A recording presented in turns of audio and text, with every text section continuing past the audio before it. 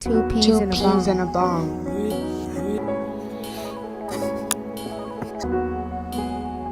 Two peas in a bong. Two peas Two in a peas in bong. a bong.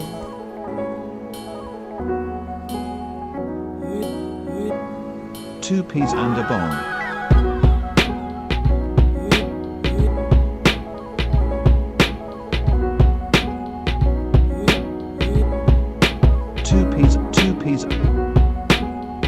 Two peas and a bong. Two peas. Two peas Two in a peas bong. in a bong.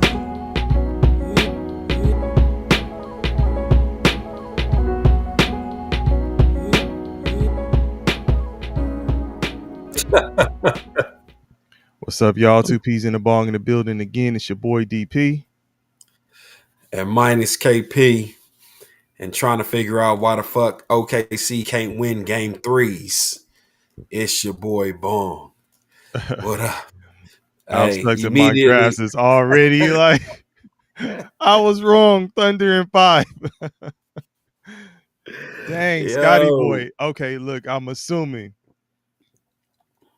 Shea Alexander messed you up, and so did Jalen Williams.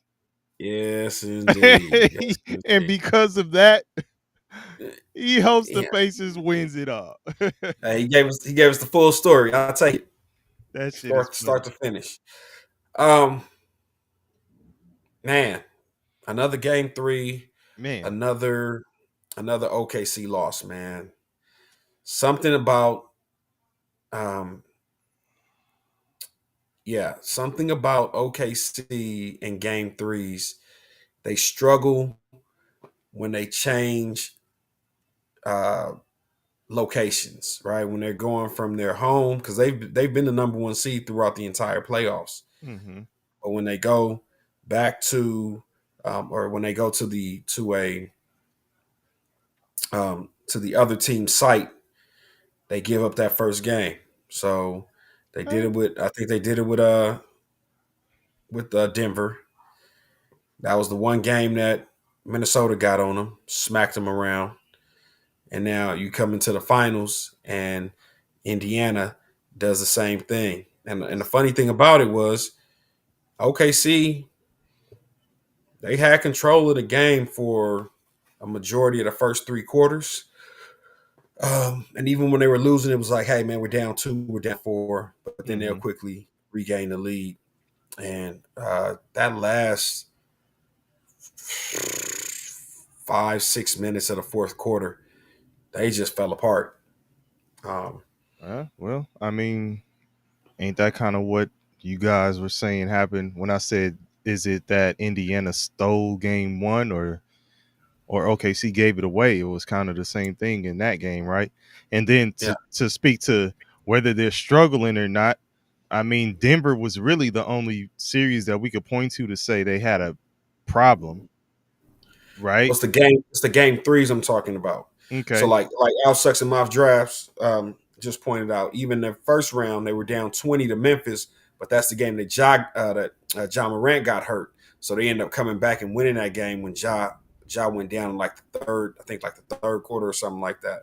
Mm-hmm. But even then, these the game three struggles have been a real thing. The difference in this series is y'all fucked off game one. Yeah. So we have a tale of two different teams. Indiana has done a good job of snatching games. You know what I'm saying? Oh man, this one's in the balance. Again, I go back to game one in New York against New York. New York basically has that one in the balance. Indiana comes back and they steal game one. Mm-hmm. They win it in 6. OKC, y'all. I mean, they said Indiana was up what for like less than a second in the Yeah. first game. Yeah. You No, know, it was just the last um, point three or whatever it was. They had never led until that point. yeah. But So I mean, it's kind of like remember I think it was just me and you last time, and it's KP not in the building this time either. But when we spoke about last game, I said you can't keep giving the games away.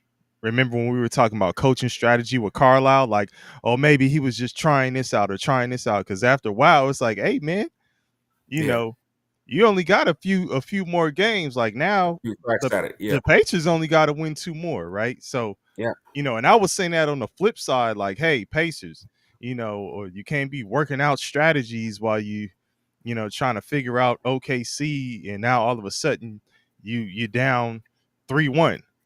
You right. fuck around and don't win this game, the next game, OKC, and it's Yeah, pretty much a wrap.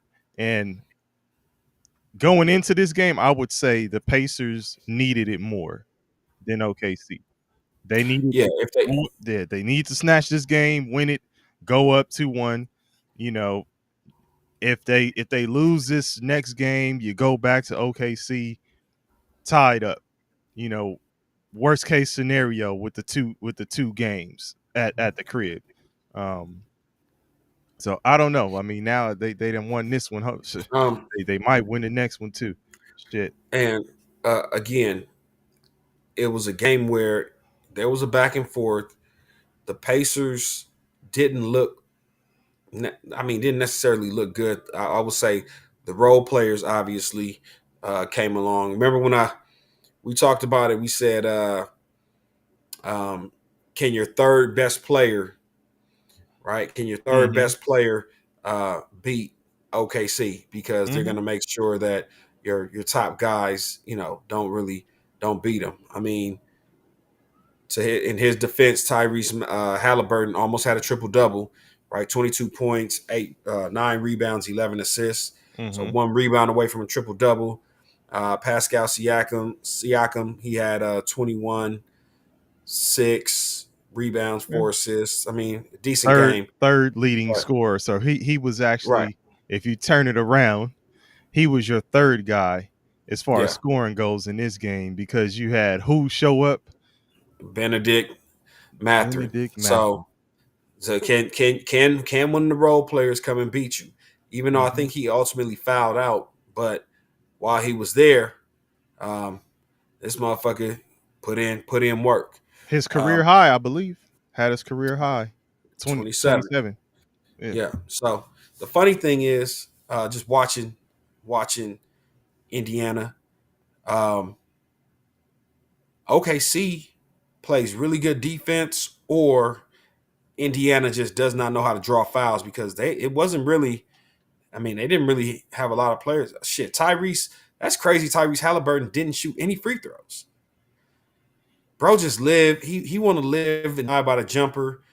I'm assuming, but or either that or OKC is just really in his pants pockets. You know what I'm saying? Like I Um, just I would say the referees kind of let more shit go this game, even against SGA. Like you could yeah see a couple times where Nimhart kind of bodied him up, and SGA, or even SGA threw his body into the defender, and those calls that he would normally get throughout the regular season and throughout these playoffs, they weren't necessarily calling that shit. Like, anytime he goes to the ground, you probably gonna hear that whistle.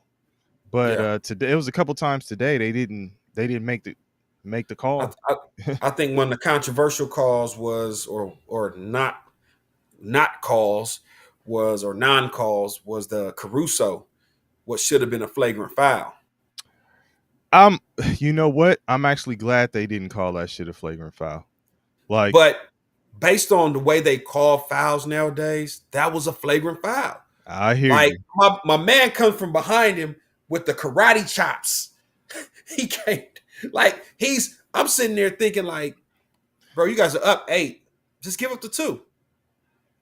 Give up the 2. And there used to be the written rule of don't give up that layup, make them earn it at the line.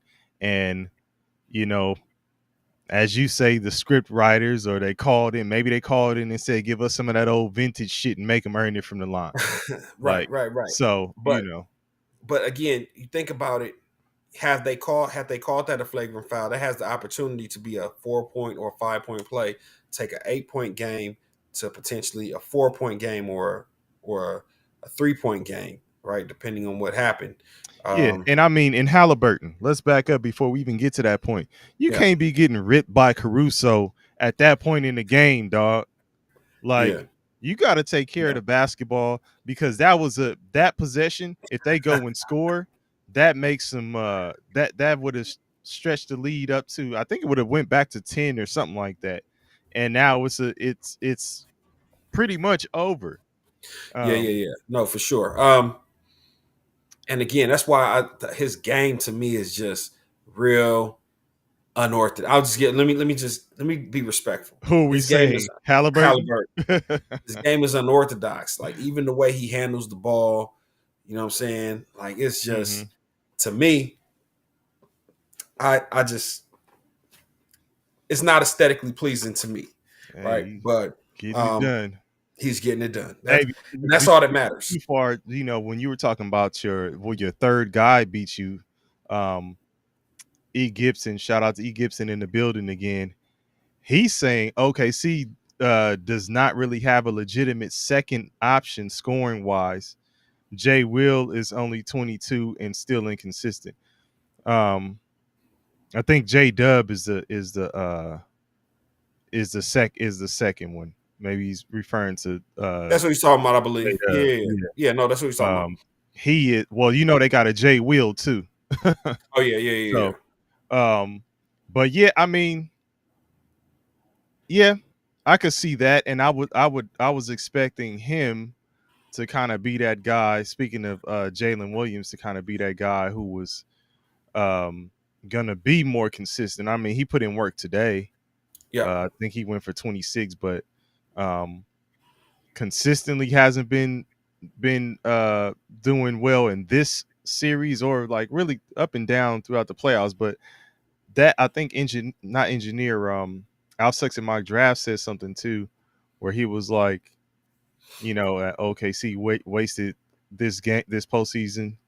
One game this postseason where all these cats are just getting busy, right? Everybody's coming together, putting up the numbers. SGA has been super consistent. I know we talking about inconsistency, but that motherfucker has been consistent as a Hey, bit. but here's the difference. You want to know the difference, DP, between the difference in the game today was SGA had 24. He's been averaging about 34. So that 10 points, I mean, we're looking at a 9 point game. All right. Y'all lost by 9. That 10 points right there is the difference between a win and a loss. The 24 is not going to work, Mm-hmm. especially on the road where we know you guys need to get jump started. This is where Mm-hmm. we need your leadership. There was a play down the stretch when OKC was kind of losing control, but the game was still in the balance, and Chet Holmgren and I'm sitting there. I think it's maybe a little bit over 2 minutes, maybe 2.5, 3 minutes left. Chet Mm-hmm. Holmgren is trying to bring it home, and I'm like, no, I don't want you doing that. Like, you're not even built for this shit. It's got to be SGA or it's got to be J Dub that I want the ball in their hands. But I don't know if you remember the play, but so Chet, he tries to go to the basket. I think someone blocks the shot. He gets it back. They rip Turner, it and Miles Turner. I'm like, dog, what are you doing, man? Kick that shit out. Yeah, Miles Like, Turner I blocked it. don't want you.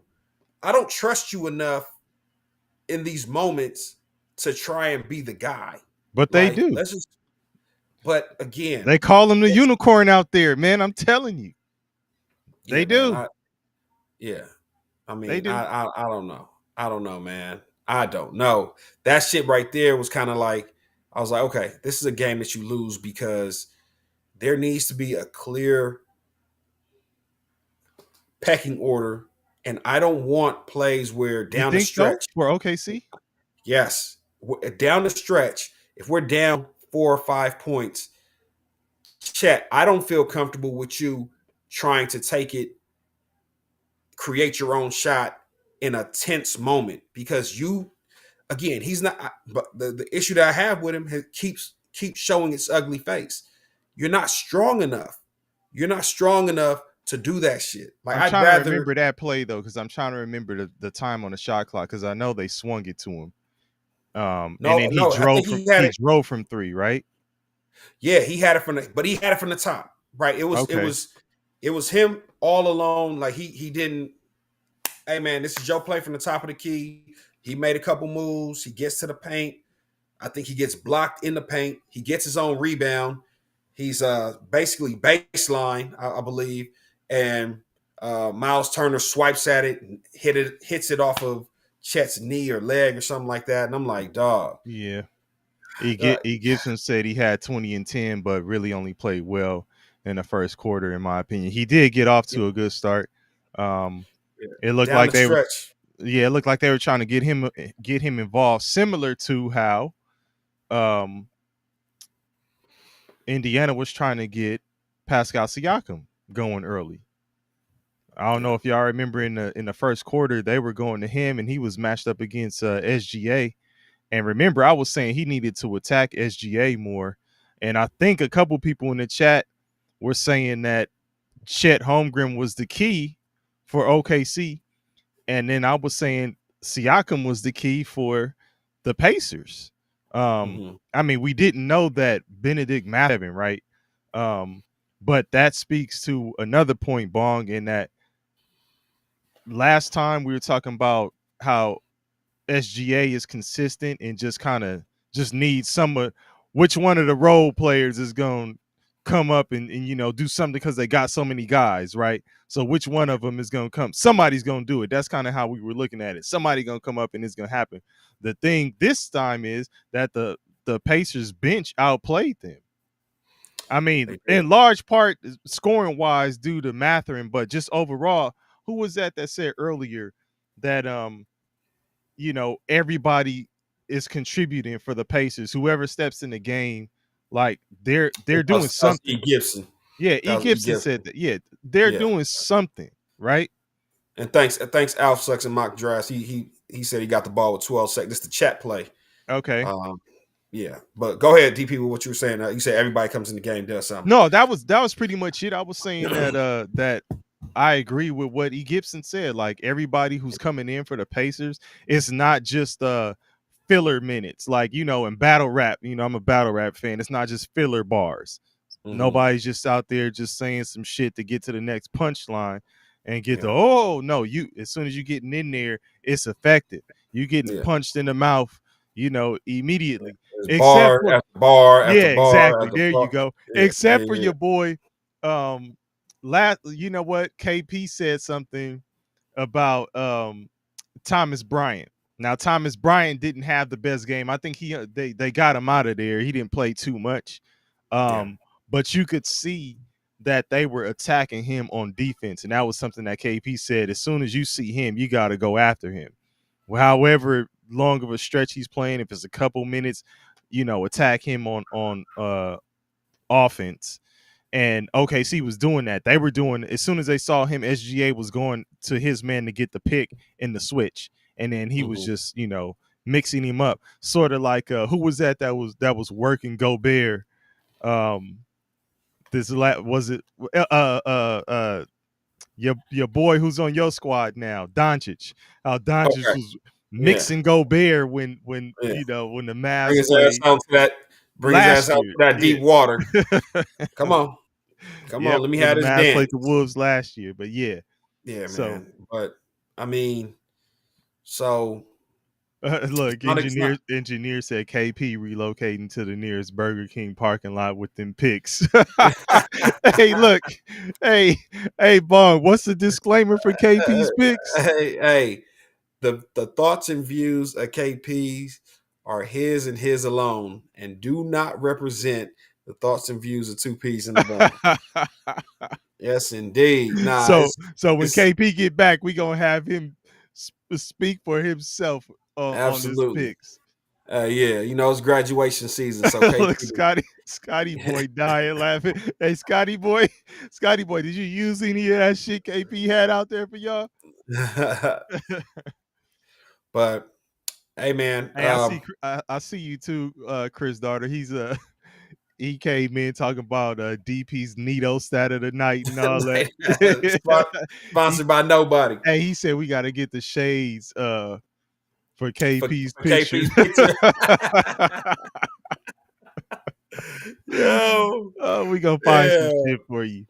Hey, hey. Al Sucks My Draft says KP went 6 of 11 for today. So, well, I mean, it's not bad, man. You go over 50% on wagers, man, and you doing all right.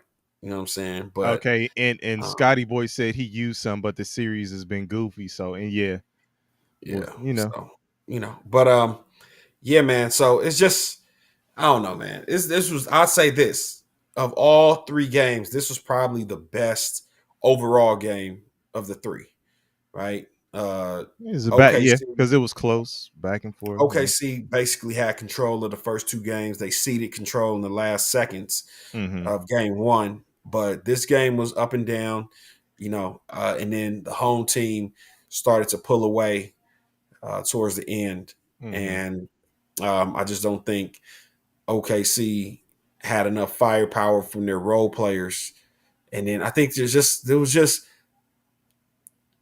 missing free throws down the stretch. There Yeah. were only just one, one here, one there, one here, one there. But it was like they must have been perfect because they only missed um on the night they went 23 or 30 from the free throw line. And I feel like all their misses came late when it counted. Like all their misses came when it was in that last 6 minutes where they really started to self-destruct. And just, little thing like the game just started You just you getting you away from you sound like you putting together that the bulletin board points for them for Friday. Like, hey man. man, Listen, we missed free throws. We shot ourselves in the foot, and that they're gonna yeah, use I all of mean that from a coaching because perspective. yeah, you know, um, yeah, and it wasn't even. It was the man. It it felt like going into the fourth quarter, OKC is regained control. I think they were up 5 coming into the fourth quarter. I was like, okay, man, this is about to be Shea time, Mm-hmm. SGA time, what I'm saying, J Dub time. Y'all big three, you motherfuckers that be on the AT&T commercial, y'all bring it home. And man, So that shit. you see what E. Gibson is saying, right?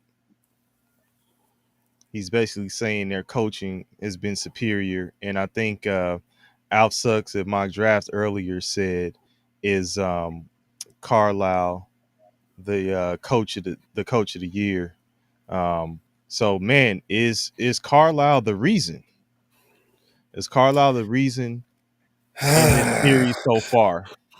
Is he the reason in this series so far? I'd say, I'd say maybe he's the reason for game 3, but game 1, whether you want to say that OKC gave it away or Indiana took it, Mm-hmm. that was, hey, Halliburton, you tip your cap to him. He made a hell of a shot to win the game in a pressure moment. And, you know, I don't know if that has much to do with coaching. Your star player just made a big play in game 1. Minus that, they're down 2-1. So, Mm-hmm. um, we talked about it briefly with it may have been FYS, I think FYS Sports and Al Sexamoff Drafts before game 3, where remember FYF was saying that he feels like Carlisle found something and he kind of let, when they went on their little run. Oh, Um, FYF is in the building. FYF, speaking of the devil, man, he appears. But where we talked about how I think FYF was saying that Carlisle had found something and Mm-hmm. he kind of took his foot off the gas and maybe was going to unleash it. And then we talk about the fourth quarter. That fourth quarter was a master class Mm-hmm. by OKC. And then once the momentum started rolling, the crowd got into it with about 6 minutes left. And I don't know if I said a master class by Indiana in the fourth quarter. Mm-hmm. And once the crowd got into it, it was hard for OKC to even to try and keep up, let alone recover. So So not so shout out to much, them. not so much to Carlisle. Then you think it's other factors more so? I feel like maybe coaching has something to do with this game, right? He Okay, made just this in specific. game, yeah, in game adjustments because again, if was a fifth, the whole saying, but Mm-hmm. and we're seconds away from them being down 0-2, a half a second away. Like OKC controlled game one from start to Mm-hmm. finish. Mm-hmm. OKC controlled game two. Game three, it was back and forth, back and forth. When it counted in the fourth quarter, OKC definitely fell apart. Okay, and then FYF says Pacers are going to force the others to beat them. No one wants the ball in the half court other than SGA. And that's so to my point earlier, DP, about Chet Holmgren. Well, I don't Chet want Henry you. won. He wanted it. Clearly, he thought he wanted it, but like you're too soft. Like I don't want you in the clutch going up against a premier defender, somebody that clearly didn't respect you in that moment. And again, you a big dude, but you're not Shaq big. You like what's my man in Phoenix? Bo. You like Mhm, Bo. Like man, if you push him, if a 6'3" or 6'4" stock, if a Charles Barkley put hands on you, man, you about to fall.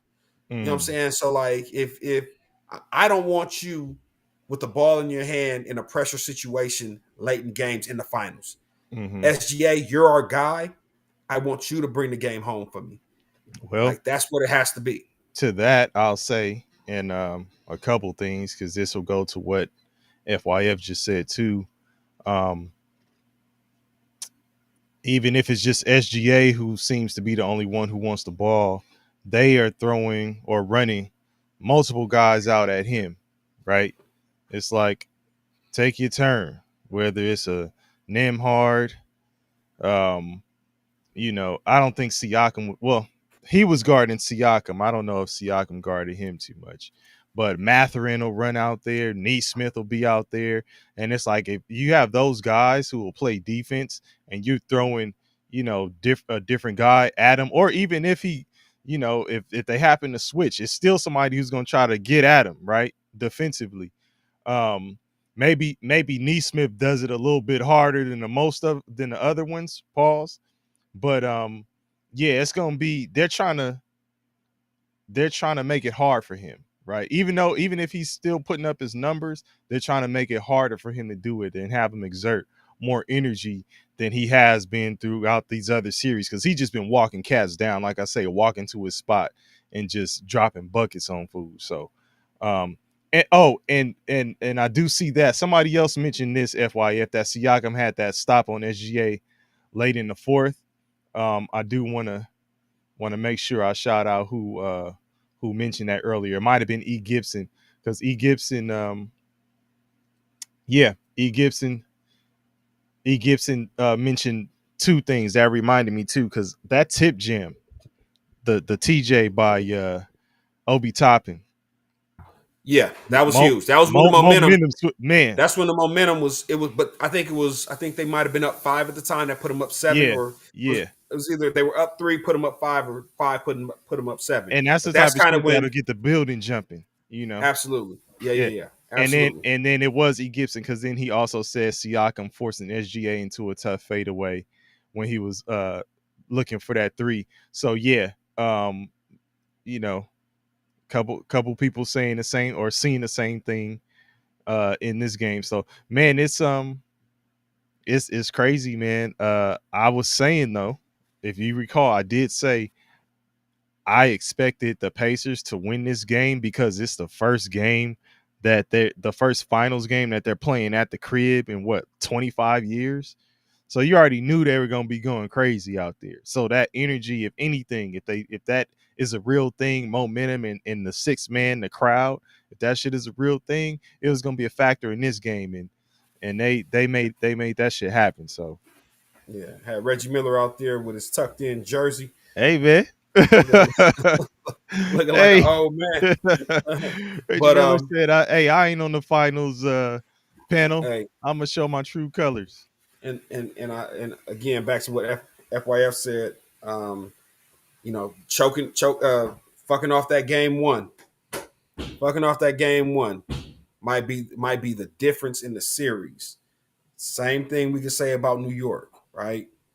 Um, it cost New York's coach his job. Hey, look, hey, like I say, look, and then E. Gibson said, kind of similar to Knicks game one. Yep. So, Yeah, a lot of absolutely. people are on the same A- ab- absolutely. wavelength as far as the thought process behind this game, man. But it makes a difference. So again, I'm just happy that we got a good game three. Again, for the basketball fans, this is a much easier game to watch just because it was more back and forth. It was kind of, both teams went on their runs.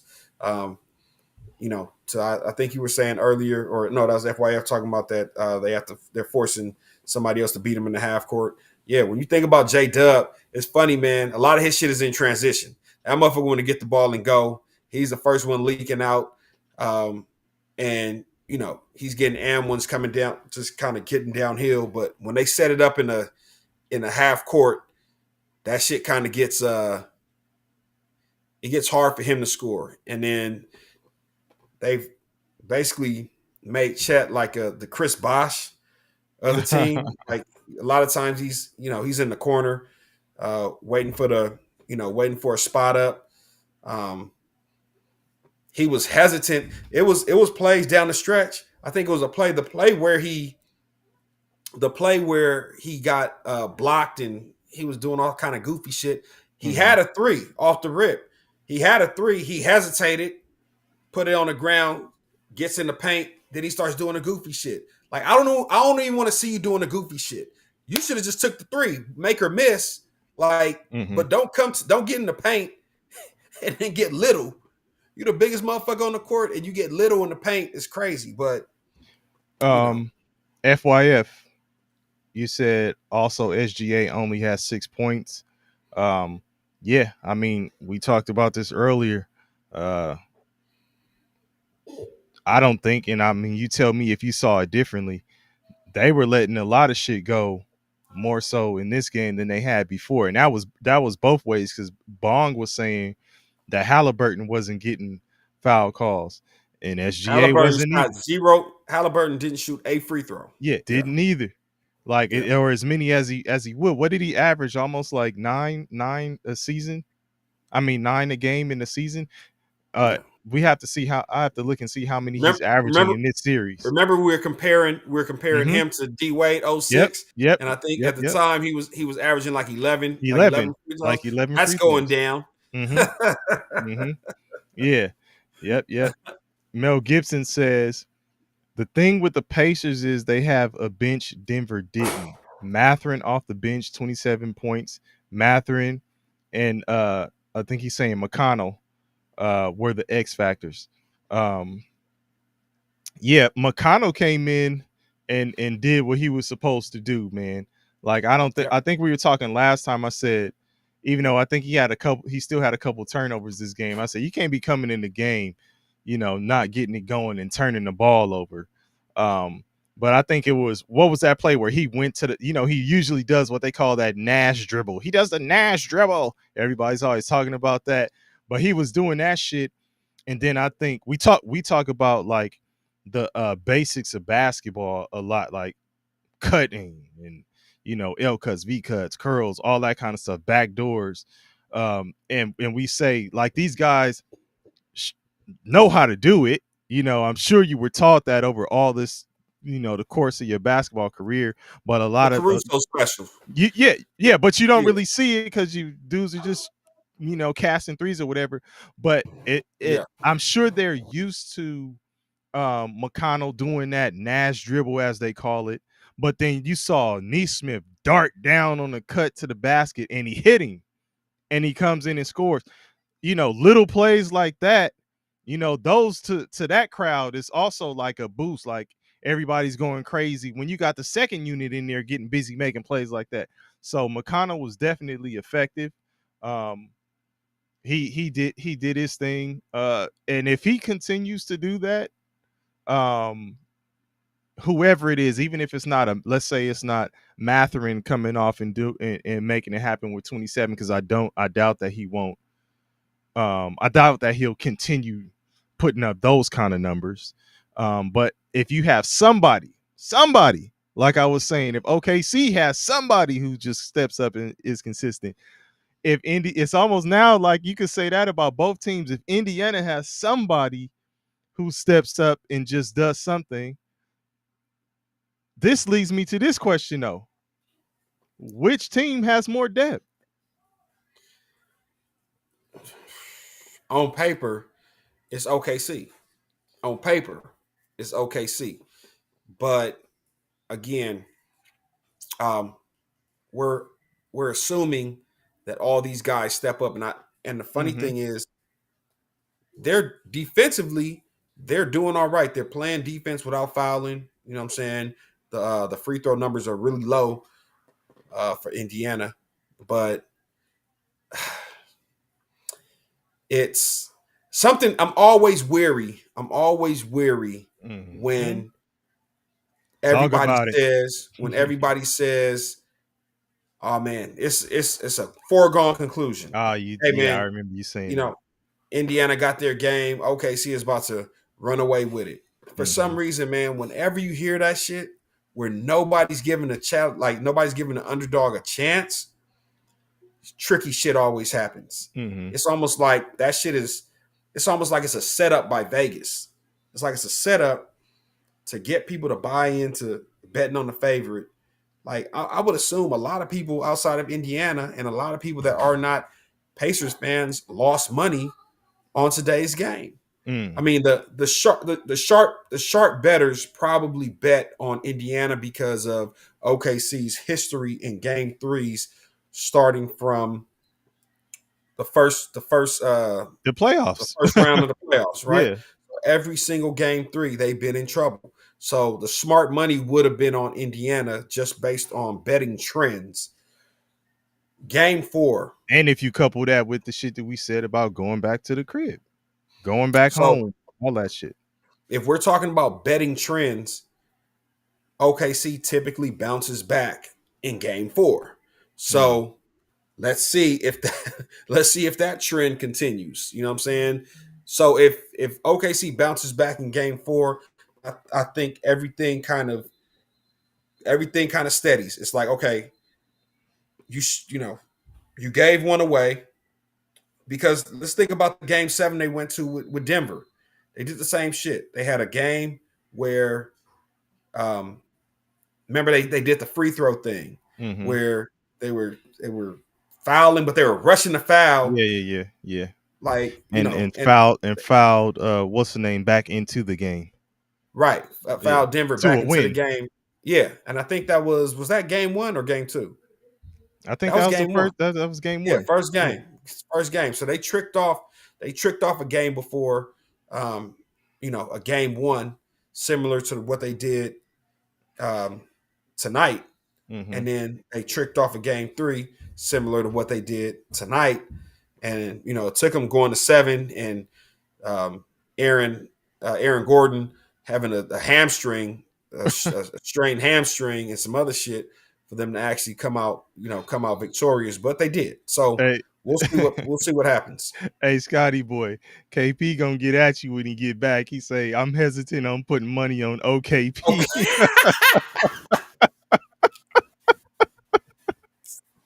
Okay. Oh Yo. shit. Oh, Hey, okay. Oh man, hey, gonna have to hear about that one. Yeah. Hey, He gonna look, have hey, engineer laughing at that shit too. he gonna have to hear about that one. Hey, Okay. I see a couple of y'all answered that question. So E. Gibson said the Pacers depth has been playing better and is more cohesive thus far. And Mel Gibson said, so here's what E. Gibson said. Then Mel Gibson says the Pacers got better depth because they got more shot makers with higher IQ. Whichever side you're on, as far as like, because I was, like Bong said, where he said on paper it would appear that OKC does, and even throughout throughout the entire season, I think we were just saying, even last episode, we were like, no team, the closest team to the Thunder is the Celtics as far as their depth goes. There go that drink, y'all. Time for Bong to get busy. But one thing Turn up. I'll say is this: the Pacers are doing this shit without an SGA caliber type guy. Somebody there. Remember, you were saying who's the guy, right? I would say, okay, maybe I would say everybody would likely say Halliburton is the guy for the Pacers. But who has been consistent like an SGA? Who has been like the SGA for the Pacers? For for Indiana, Yeah. I'd say no one really. I mean, Right. Siakam maybe. There's a game. I think FYF said that earlier. Like they're up 2-1 without the signature 30-something point game from Halliburton, right? Oh, here he I think he goes. said Here he that a little goes. He earlier. said Yeah. Pacers up 2-1, and Halliburton hasn't had that classic big game yet. And I mean, listen, they've been doing this shit without him having that game, right? I mean, and Right. if we say, like I said Siakam is like the guy you'd have to, like, the X factor, right? But he's averaging maybe what, a dub to, like, Yeah. that's not SGA They type were talking numbers. coming into this game. They were talking about how SGA was averaging 34 or 35 points a game, and how he was doubling up the next highest scorer in the series. Mm-hmm. Mm-hmm. Right? So like the next highest scorer was like 18. And that's on either team. Yeah. So there's nobody on the Pacers that was really getting off. That's why the game one that they lost, it's a big deal. Like that was a big deal, man. Like that one hurts. It really hurts, that game one that they lost, because you guys had control of that game.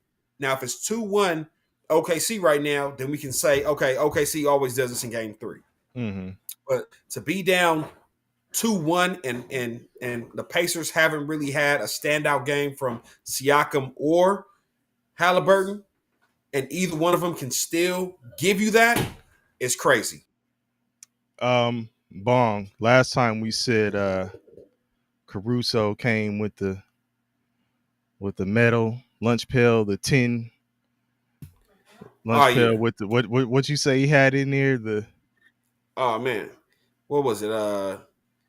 He had damn. Did he have the juice box? Did he have the brown paper bag with the juice box and the apple at the bottom that was making the paper bag soggy, or did he have the no? He had the strong lunch pail. He had the canteen with the water in it, with the little plastic cup you screw off. Okay. Yeah, absolutely. All that good stuff. Well, game. Okay, that's what I'm getting to. What do you have this game? This game, he had a Lunchable, and he didn't even pack a brown bag. And it wasn't the turkey; it was the ham. He had the ham and cheese. Was it one of them deluxe? It wasn't even a deluxe joints where they give you the piece of candy in the juice. No. He had ham, cheese, crackers. Hey, what was it? One of them joints where they fucked up and gave you one less cracker than the rest of the shit, so you just got to eat the ham and cheese at the end of it. Hey, fuck that. Hey, man. Damn, man. That's wild, bro. You know what I'm saying? Well, wow. I mean, hey, look. Hey, I love Al Sucks and mock drafts, man. Yeah, I saw this. Yep. Go ahead, Bon. He be deep diving, man. No. I'm looking at the last comment he made, talking about TJ. But we'll read it. Most of OKC's depth are 3-and-D big guys or bigs. They don't really have a ball handler, initiator off the bench, unless you count Caruso. But he's been starting. They drafted Nikola Topic for that reason. And here's the thing, Caruso, gosh, man, all these ex-Lakers, man. Caruso has taken on the role of a Josh Hart in New York, right? Caruso can do way more, but he's not. So again, it's SGA or bust. Mm-hmm. You get J Dub in transition. You know what I'm saying? He's the guy that's going, hey man, He can get you in some ISO 1-on-1 too. He's just, the thing with him is, and I'm talking about J Dub, is somebody, I think it was E. Gibson was talking about consistency. Like he just has to consistently want to kill. Like he has the ability to score. Like he can be a initiator or a shot creator. He just, needs to do it more consistently. Like he can be a consistent number two guy, right? It's just, you sitting back and kind of waiting for SGA to do his thing, and then that's been that mode of operation has been working, right? Are they a victim of just being SGA ball watchers? Well, that's what I'm saying. That mode of operation has been working. Let SGA cook, do his thing, and then everybody get in where you fit in, and we'll push the pace and all this other kind of stuff. But they've come up against a team who maybe can push the pace just as well as they can. If the Pacers get in a up and down kind of game, they can hang with them. Hey, no candy, just ham, cheese, crackers, and a lukewarm water. So, hey, Al sucks in my draft. It's not even a lukewarm water. It's been in the car. That shit hot as hell. That shit been in the sun all day. Water hot as hell. Oh shit, tasting like the plastic, huh? Oh man. Oh man. Okay, let me see what Mel Gibson talking about. Mel Gibson said the coaching also bad. They got no sets or off-ball movement. They just go to SJ or J Dub, iso ball with high screens. Well, and that's what I said. So, but you talking about if it ain't broke, don't fix it. Yeah. Right? Well, they got this far, and remember, I said SGA is always going to initiate the offense. Remember, I compared it to what do you have to do to him, similar to what you had to do for Anthony Edwards. Are you blitzing and getting the ball out of his hands? They've chosen to just throw different guys at him and continue going one-on-one, right? Just wear him down, but don't necessarily play like some sort of a zone or whatever where you're sending two. But they are sending different guys, and they're aggressive off the pick and roll. So they're not really staggering guys with SGA to run them off of, let's say, maybe two. Two, you could do that and have two screens, then have a guy dive or whatever. But it's really still ISO ball. Steph Curry offense. Yeah, something like that. But it's really but the difference with that is, again, Steph Curry is running without the ball. He's playing off the ball. SGA has the ball. So he's the initiator and the shot taker. He needs a Draymond Green. Yeah, he needs a Draymond. I mean, and apparently, you think so? Because then that kind of takes the ball out of his hands. Like again, he's the initiator and the shot taker. Okay. But here, so for that point, for exactly what you said, is why when we're down, when it's late in the game, 2-3 minutes left, we got to get a basket. I don't want to see Chet with the ball. Like, I don't care if we have to, hey man, they're throwing bodies at you. That's fine. SGA, get open. We give you the ball at the top of the key and you operate. And we can live with what I can live with SGA having a bad night and we lose because SGA has a bad night. What I can't live with is the game is close. We're down 3 to 5 points with 2 to 3 minutes left. And we're running the offense through Chet Holmgren. Mm-hmm. That I can't live with. I'm sorry. I mean, and I think, and I know what you mean overall. if it was in fact 12 seconds, was that what Alf Sucks and Mock Drafts broke down for that one play? If it was 12 seconds, um, he's got to make a decision. He's got to do something. Speaking of Chet, but I get it. I get what you're saying. It's like, then even if you don't have a set and it ends up in, why do you have it? Why do you have it ending up in his hands with 12 seconds? Some may say that that's not a bad idea, because again, they look at him as if he is that kind of guy and has that kind of ability. You know what I'm saying? It's just, also you got to give some credit to a Miles Turner, who was, I think he's the leading shot blocker in the playoffs so far, and he was doing just that. If he, the thing with Miles Turner is, if he would just play a little bit more like that offensively, like go down low offensively, he mix it up and be even more of a factor, right? I think it was, I forgot who was on him, but he gave him the body down low and then just had the easy layup. And it's like, dog, you don't really see that though. You just see him hovering around the 3-point line, waiting for somebody to kick it out to him for a three, right? I mean, he's knocked some of them down, but think of how effective you could be if you use your advantages. But you get players that get sucked into playing a certain role, and it's almost like they get used to playing that role to where they forget all the different things that they can actually do. Right. Like I've been, this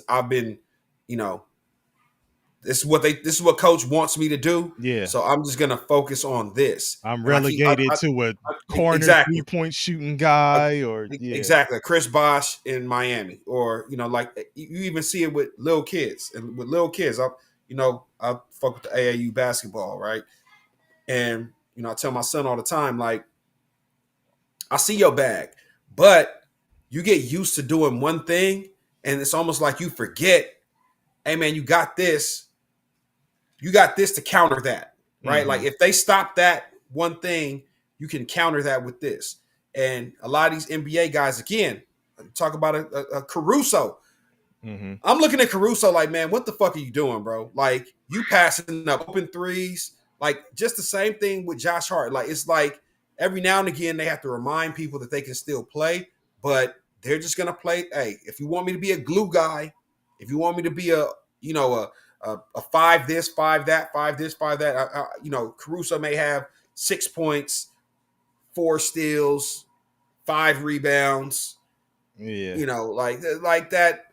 5 assists. Like, I'm just gonna do a little bit of everything. I'm gonna be, Did you see Caruso? Did you see Caruso on the floor when he got that foul? It looked like he told one of the fans, "Man, fuck you," or something like that. When he got the what you said was should have been called a flagrant. It should have been a flagrant. Can somebody in the chat agree or disagree? Do you guys think that the non-flagrant foul call on Caruso was the right call? It was just a hard playoff foul, or do you guys believe that it was a flagrant foul? And I'll say too, remember I was saying, man, Lou Dort ain't gonna shoot no 5 threes, hit no 5 threes again. That motherfucker is telling me, shut the fuck up. He went 4 for 5 from 3. So, he's still being effective. And if, he's a defensive guy, but if he's knocking down shots like that, like, again, like you say, you have guys doing those kinds of things. Chet had 20, Lou Dort shooting 4 for 5 from 3, J Dub with 26, and then Shea Gildress 24. It's not like they had a shitty performance. It's just Indiana still outplaying them. So what before we go further, Bong, I think this is what you were talking about, right? Yes. That was the comment I was talking about. So, it's all about, so TJ McConnell is doing for Carlisle this series what JJ Barea did for Carlisle with the 2011 Mavs. And yeah, like, again, so when we talk about coaching, if you want to say like, hey, who's the better coach, who gives you the better advantages, like, it's finding those guys that can do those type of things consistently. That's the coaching part. You know what I'm saying? Like, hey, putting these guys in positions to really be effective and do and play a role properly. You know what I'm saying? And that's a crazy comparison to think about and bring up. You know what I'm saying? What 14 years apart? Like Mm-hmm. that's a great comparison. Al Sucks and mock drafts. Yeah, yeah. Hey, Mel Gibson, this is actually something I wanted to highlight earlier. I like Nimhard's game, dog. Like, I've had a chance to watch him more. Like, KP made this point where, a lot of these guys don't get, unless you're paying for your NBA package and you're following the specific team and you know the ins and outs of the roster and you get to watch them every night, pull up your app and you're watching this team. If you're not seeing these guys play, you really don't know what's in their bag. Like Bong was just talking about a bag in his son's bag or a player's bag a minute ago. Like Nimhard, like I don't think he's shown you everything he can do. Like, but he has shown, like, you could see he got something, dog. Like his step back, that shit is vicious. Like, and he gets to it and is knocking down the mid range. Like he's an effective problem. He's an effective problem. And the more confidence he gets, the better he's going to be for the Pacers. So shout out to him. And shout out to you, Mel Gibson, for bringing that up. But Bong, they started addressing whether it's a flagrant or not. And it's I mean, looking like, yeah, it seemed like a lot of people just think that it was just a hard playoff foul. I think he karate chopped his ass from the beginning. It looked like a flagrant to me. You had the potential of somebody getting hurt. Like he wasn't going after the ball. Like even in the position that he was in, there's no way he could physically. Physics says that he cannot get to the ball. So what he did was he never played the ball. Like I don't give a fuck if it was a wind up, no wind up. They said, I think the referee that's on the broadcast that tried to explain it said like, yeah, we see those fouls all the time where they're trying to hold him up. He didn't hold him up. That motherfucker couldn't hold him up. Yeah, I think he saw the arm. He faked the hold up. He saw the arm around the waist, but then he kind of pulled it back. So yeah, like come on, knock it off. I'm not buying it. But again, hey man, we have a majority of the people that agree that it was not a flagrant. We'll go with that. Yeah, I mean, I would, like I say, and I'm along the lines of what E. Gibson said at the time. He said he felt like it was just a hard foul and still do appreciate that they called it that way. And yeah, like it's an old playoff foul. I think Richard Jefferson mentioned that that's a hard foul in his day, but he was saying to what Bong is saying now, he said today it's a flagrant foul, and he was saying it should have been called a flagrant. But who you were referring to, the ref, is Steve Javy. And he's a ref. He's an old school ref. So yeah, he made the hard foul calls back in the day when Richard Jefferson was playing. I'm glad they didn't call it a flagrant, man. Like, stop calling everything a flagrant. I understand the rule, but come on, man. Here's my thing. My only issue with that, and I think Richard Jefferson spoke to it. You set the precedent if that's a hard foul, I don't want to see some bullshit called a flagrant foul in the next game. True. Where it's like it's clearly like, oh, somebody just accidentally does this over someone's face and now it's a flagrant. Yeah, so don't don't call the shit. I prefer it to be something like what they're doing now, where it's like they let more of the stuff go and they let the players figure it out. Let them play the game, and this is the finals, man. I understand it. I get the rules, and all that, but I mean, come on, man. It was a hard foul. He didn't knock him upside his head. He hit him on his arms. If you're talking about he was in the air, he didn't really start. He barely started to jump. He got him before he really got. If he was already, up to the basket and then he's pushing him or something like that, yeah, I get it. But I mean, he got him before he even really, right when he started initiating the shot. Like, come on, man. Hard foul. Shoot, make the free throws or not, and let's keep it pushing. Hey, engineer, refs don't know physics.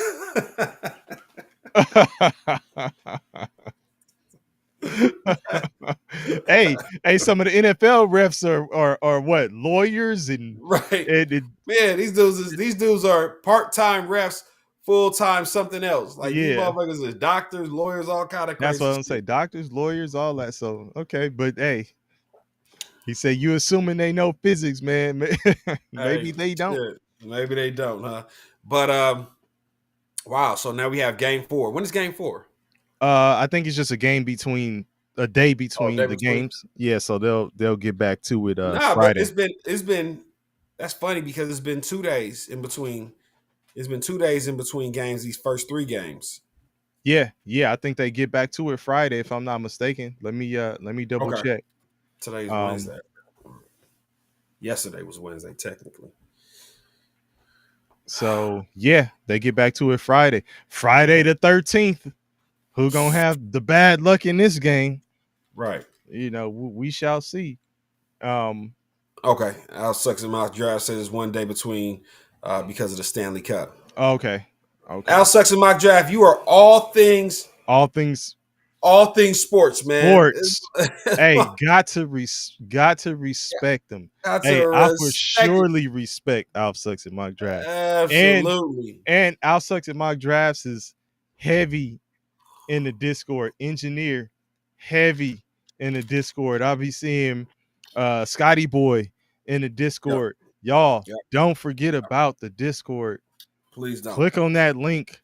It's on our YouTube channel. Join the Discord. Yes, the E, links on the homepage of our channel. It's in our IG on our being IG gaming. channel. E Yep. being gaming. We've been looking for your picks. Put some picks in there. Yeah, Put some picks yeah, in that man. NBA in that Come NBA on, man. channel, man. Come on. You know what I'm Hey, saying? yeah. Al Sucks at mock drafts. I saw you an engineer in there. Hey, we're gonna have Yeah. to talk. We coming up on this football season. I sent y'all some messages. You know, Y'all got them. Y'all responded. We're gonna follow up with y'all on something. Okay. So, be look at ready, Scotty man. Boy. Scotty Boy wastes no time asking if trying to find a play. Oh, right. What's the hey Scotty boy? What's the locks?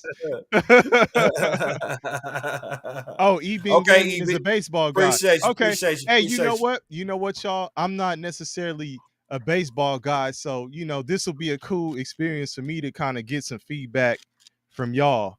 About the sport and what's going on and stuff like that. So I would appreciate that. So my grandfather was a real baseball fan. They even told me he managed a small team back in his hometown of Arkansas, but I didn't really get the details of that information before he left us. So unfortunately, I don't know too much about that. But he was definitely a baseball fan. So Oh yeah. Hey, um, listen.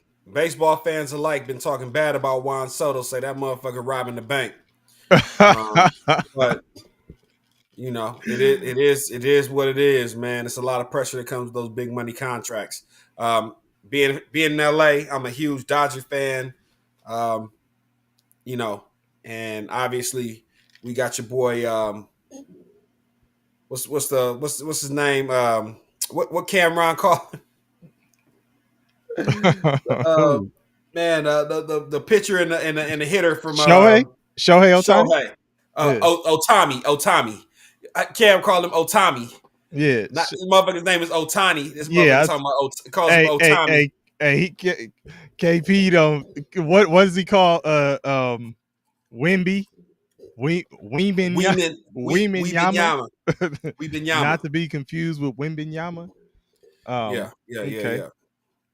Oh Oh, wow, that's Eben that's Gaming tough. said I study the stats after each game, strikes and balls and pitchers, how long they play. So, oh man, you deep into it, man. Shit, pause.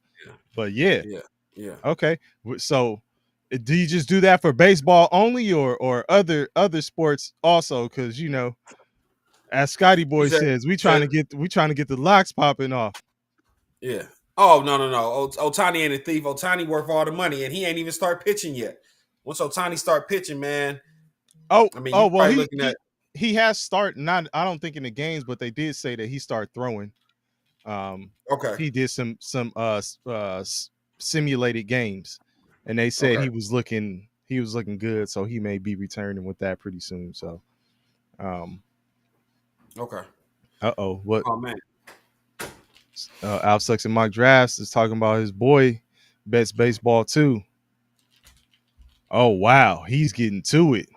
Oh yeah. Checks the Absolutely. winds in the cities where the stadiums are to make sure the pitchers ain't gonna be throwing against the. Okay, damn. That's dope. Yeah. Yeah. Hey man, real quick too, switching gears to another sport before we get out of here. We just want to get on here real quick and kind of recap this game. But Bong, you was mentioning something else to me in the football world. So let's get to this Hey, before we get out of here, man. hey, let's talk about it. I know the NFL guys gonna go crazy talking about this shit, right? If you guys have been listening to us, you guys understand, or you guys know that what I talk about NFL teams is how it's only a handful of teams that really want to win, that really try to win, and they do whatever is necessary to try to win. The Bengals are not one of those teams. They found lightning in a bottle. They struck gold. Hey man, this the wild wild west. We went out west.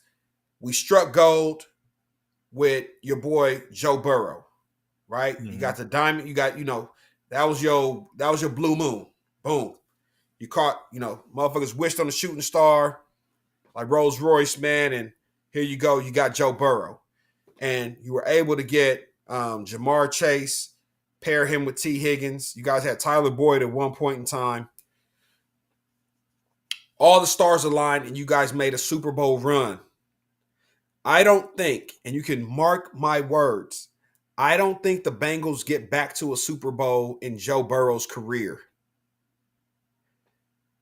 They had Joe Burrow on a rookie contract. All the stars aligned. Everything lined up perfectly. The reason they don't get back to a Super Bowl is because they're not worried or trying to win a Super Bowl. Can we talk about the rookie? What's his name? Shamar Stewart. Shamar Stewart, number 17 pick, right? Mm-hmm. He's in the news lately because him and the Bengals are going back and forth because the Bengals want to set a new precedent starting this year where they can void some of the years on a rookie contract. The now, keep in future mind, guarantees. for the first round picks, their contracts are typically, there's a slot for every pick. Pick 1, pick 2, pick 3. Those they're kind of slotted into what they're going to make. You already know what they're going to make. You don't have to really do too much. It's not too much. You take last year's numbers. I think you add like 2 or 3% on top of it, and you kind of know what it is. Well, the Bengals have yet to sign the number 17 pick because they want to add language to the contract where they can void, where they can add void years to his contract, which basically means that they can take away from his guaranteed money. And they're at a standstill with him as an edge rusher, while also being at a standstill with their premier edge rusher in Trey Hendrickson. So It's like they asked Joe Burrow, hey, Joe Burrow, what do you think about it? Do you think it's a distraction? He said, hell yeah, it's a distraction. And he didn't even get into the rookie situation. He's just talking about not having Hendrickson at camp, right? I'll give the Bengals this. The Bengals actually,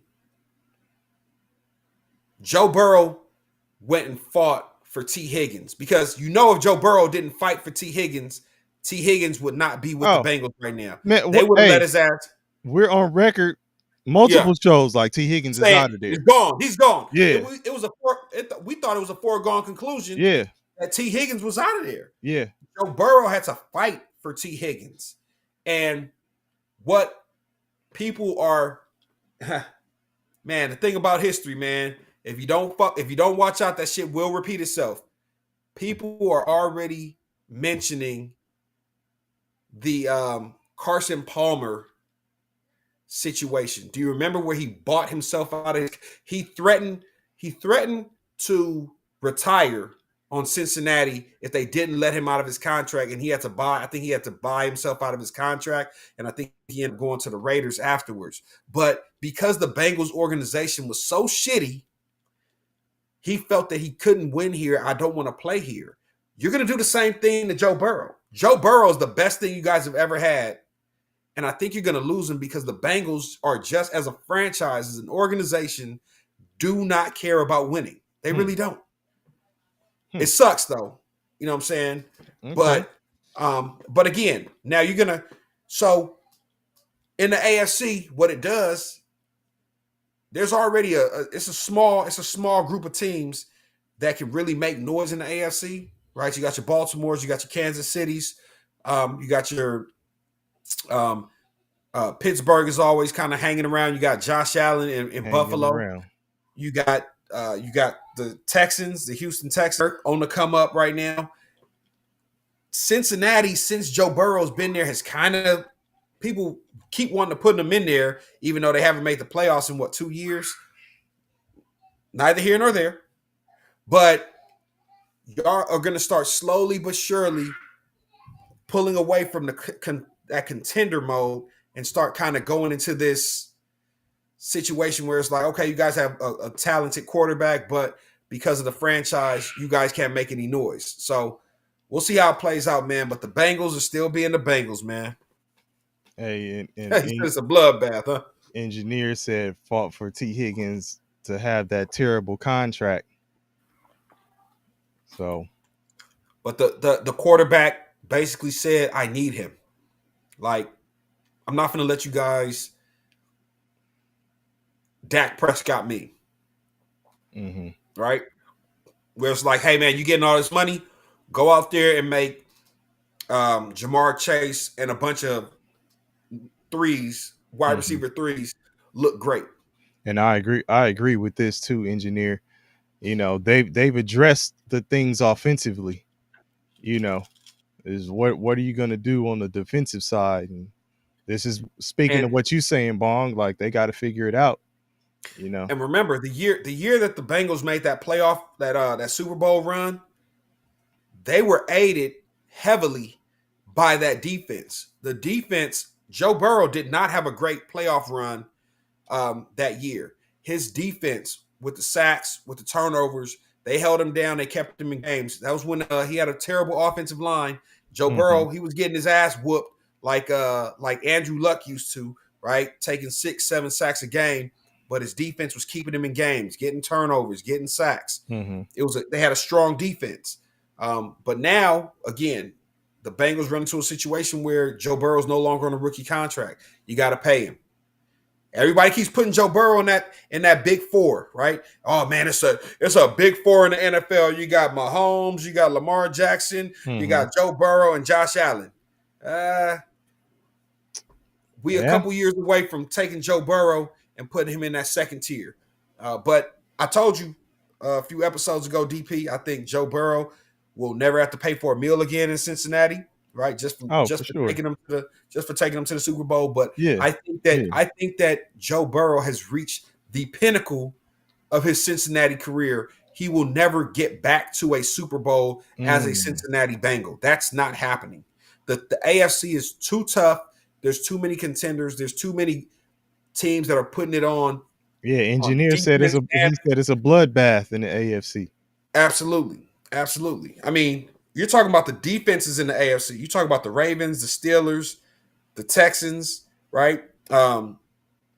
Shit. Fuck it. I'll even say the Buffalo Bills, right? And then you have teams that are always going to come out of nowhere and kind of surprise you. I think Indianapolis can come out there and make some noise this year. We've already seen Richardson is undergoing second opinions for some kind of injury. Yeah, I don't know if it's an AC joint. Don't be surprised if your boy from the Giants, Jones, what's his first name? You talking about Daniel Jones? Daniel Jones. If Daniel Jones comes and is the week one, is the week one starter and takes the job from Anthony Richardson. Daniel Jones, I'm telling you, he's not bad. He's not half bad. And he got wheels. He's probably got higher IQ than people give him credit for because he played for the Giants. And I'm not gonna go too deep into the NFL stuff, but we keep hearing stuff coming out of Minnesota, and I know Sexton Mock Draft kind of talked about it. Um, last time we were on. Mm-hmm. Minnesota wanted to keep Daniel Jones. Minnesota wanted to keep Sam Darnold. They wanted to keep Sam Darnold when they couldn't keep him. They wanted to keep Daniel Jones. They couldn't keep him. And now there's question marks about J.J. McCarthy. So I think Daniel Jones takes that job week 1 in Indianapolis. Vanilla Vic. Yes, sir. Vanilla Vic. All right, man. Shit. There was one thing too. Is since we were on football, it reminded me. I was trying to tell you last time. I said I'm gonna figure out the rookie for the Cowboys. And I don't want to go too deep into what the Cowboys are doing, so I'll just mention this really quickly. But it was Trayshawn Holden out of Oregon. So he went to Narbonne out here. Okay, that's the one. Okay, yeah, LA kid. Yeah, okay. But he's not. He transferred from. I think he's from Florida, but he transferred for his senior season. And Narbonne been in some shit. That I think they got their program suspended again. Yeah. And it's been because of the transfers and all of that stuff that they're bringing in. I think their QB had signed with Oklahoma, or committed at least. But Holden spent only his senior season at Narbonne. Okay. But hey man, he came to Cali, so I'm rooting for the kid, and went to Oregon and stuff. So we'll see. They're saying he could be a cool pickup because he's an undrafted. And he's going to he's going to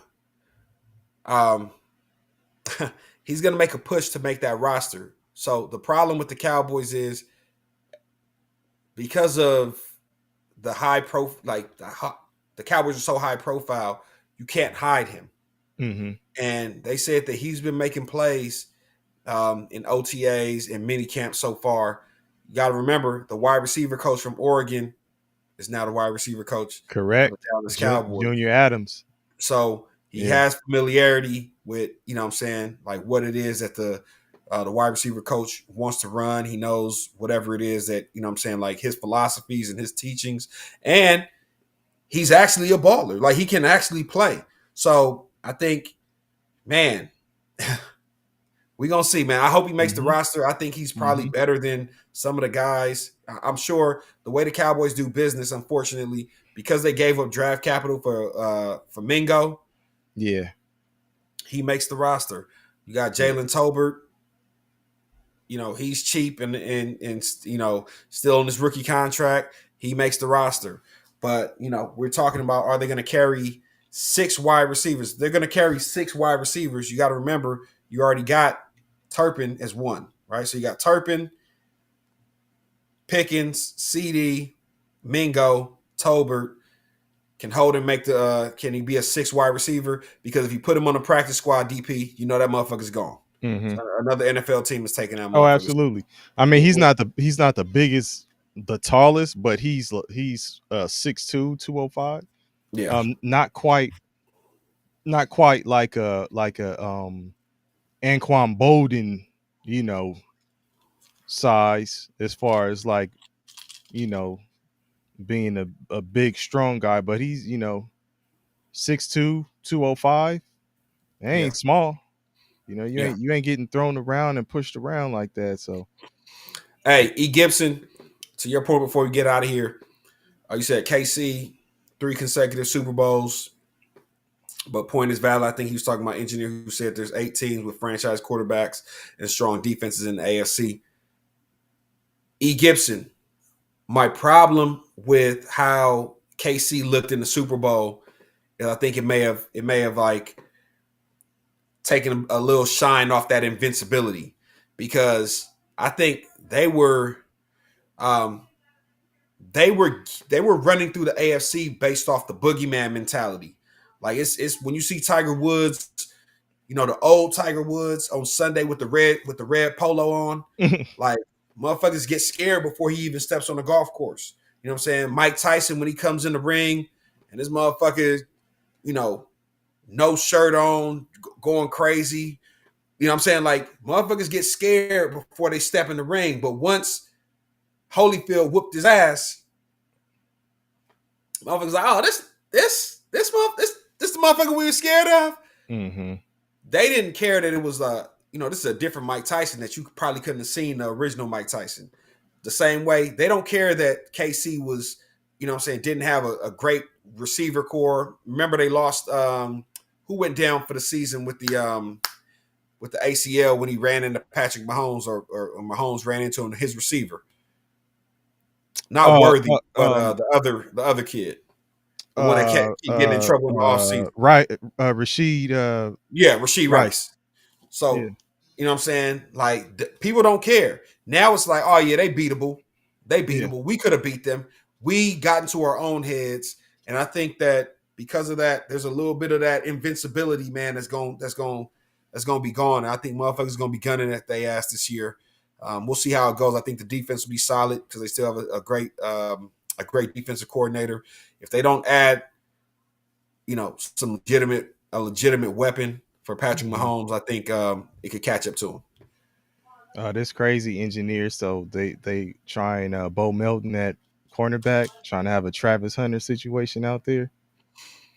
That'll be interesting to see. But yeah, okay. All right, man. Well, I mean, I see some stuff still going, but we gonna tap into all of that at a later date. We got to get up out of here today, but we appreciate y'all rocking with us as always. Hop in that Discord if you ain't in there already. Next time we'll be back. We'll probably be. Look, engineer said I'm just venting. It's all good. It's all good. I fucks with it, engineer. Hopefully we'll have KP on. Dizzle was in the building. All right, Dizzle. Dizzle was good, man. Bro. Shit. Yeah. Was good, bro. Hopefully we can get KP back on. And I'm gonna say Friday, since that's when the next game is. Hopefully we can make it happen on Friday. So we'll see, man. But we'll definitely keep y'all posted, and we'll be in the Discord chopping some shit up too. So that's a bet. Engineer, throw all that shit in the Discord, man, for sure. Throw that in the NFL channel so we could chop it up, man. Hey, don't worry. Listen, we got maybe 4 more games max of NBA shit. Once NBA shit is over, I mean, we may talk lottery, draft, all that stuff. But man, we going straight to the NFL. Like, we getting to it, man. So I know y'all motherfuckers ready, man. We ready too. So look, Al Suggs and Mock Draft said, hopefully KP is here along with FYF. Their disputes are entertaining as hell. Oh, absolutely.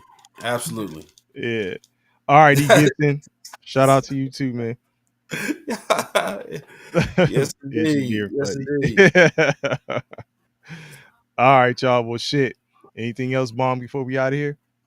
Nah, man. We appreciate y'all, man. And KP, whoever's graduation party you at, man, make sure your picks get into the motherfucking Discord by tomorrow. All right, y'all. 2 Peez and a Bong. We out. Peace.